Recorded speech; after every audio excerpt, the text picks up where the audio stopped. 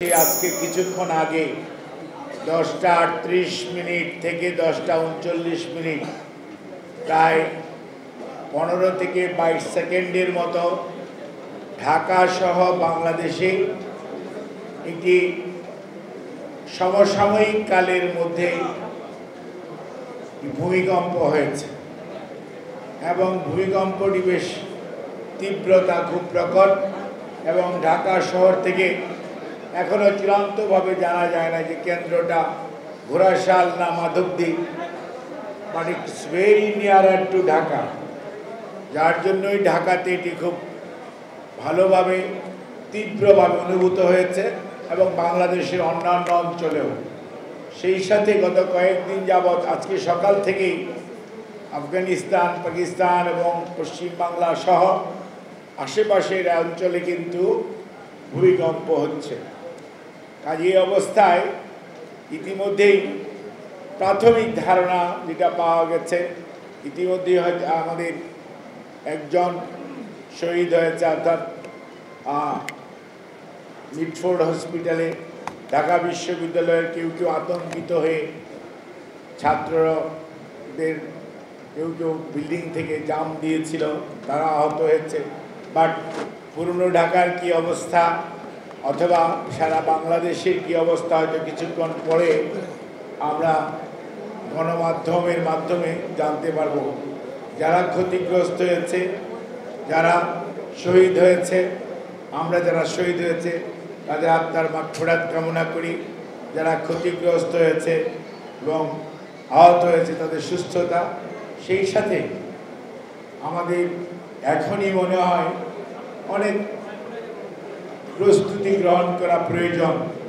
আপনারা জানেন যে জলবায়ু পরিবর্তনের এই জন্য একটি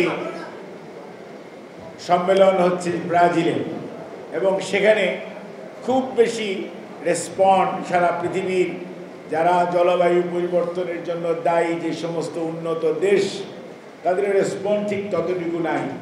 এবং যার জন্য আপনি ইদানিংকালে দেখবেন যে বাংলাদেশে আপনার কখনো দেখা যাচ্ছে শীত খুব লম্বা হচ্ছে, কখনো দেখা যাচ্ছে গরম খুব বেশি পড়ছে, 42 ডিগ্রি পর্যন্ত তাপমাত্রা উঠে যাচ্ছে, কখনো কখনো আমাদের নিম্নাঞ্চল পানির তলায় তলিয়ে যাচ্ছে।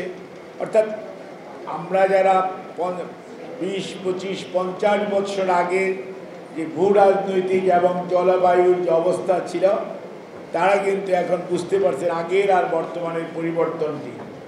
কাজে এখন থেকে যদি আমরা রাষ্ট্রীয়ভাবে, অর্থাৎ বর্তমান সরকার যিনারাই আছেন, অন্তর্বর্তীকালীন সরকার, যদি জরুরি ভিত্তিতে পদক্ষেপ গ্রহণ না করেন, পুরনো ঢাকার যে বিল্ডিংগুলোর কথা খালি মনে মনে চিন্তা করেন, আর তুরস্কে বা ইরানে যে ভূমিকম্প হয় বা আফগানিস্তানে যে ভূমিকম্প হয় সেটার চিন্তা করেন, আর আজকে সকালে ভূমিকম্পর পরে নিশ্চয়ই ভাবার কোনো কারণ নেই যে আমরা খুব আরামে থাকার সম্ভাবনা আছে।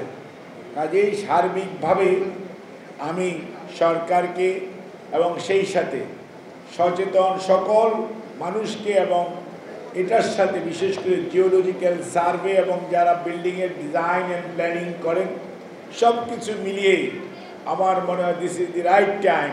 আর বেশি দেরি করলে বড় ক্ষয়ক্ষতি হয়ে যেতে পারে, তার থেকে যাতে কম ক্ষয়ক্ষতি কিভাবে করা যায়, আর আল্লাহ রাব্বুল আলামিনের সাহায্য এবং সহায়তা এবং নৈতিক শিক্ষায় আমাদেরকে এমনভাবে শিক্ষিত হতে হবে যাতে আমরা ভুলে না যাই যে আমরা সবাই এক সময় ফেরত যেতে হবে। কাজেই এই জিনিসটার প্রতি খেয়াল রাখার জন্য সবাইকে স্বনির্বন্ধ অনুরোধ এবং সেই সমস্ত ভাইদের প্রতি সহমর্মিতা জানিয়ে আমরা স্লোগান দিচ্ছি, সবই ঠিক আছে, একজন মারা গেছে, হয়তো আরও খবর আরও বেশি আসবে, আরও অনেক মানুষ ক্ষতিগ্রস্ত হয়েছে, কেউ আহত হয়েছে। কাজে আমার মনে হয় আপনাদের ধৈর্য ধরা প্রয়োজন।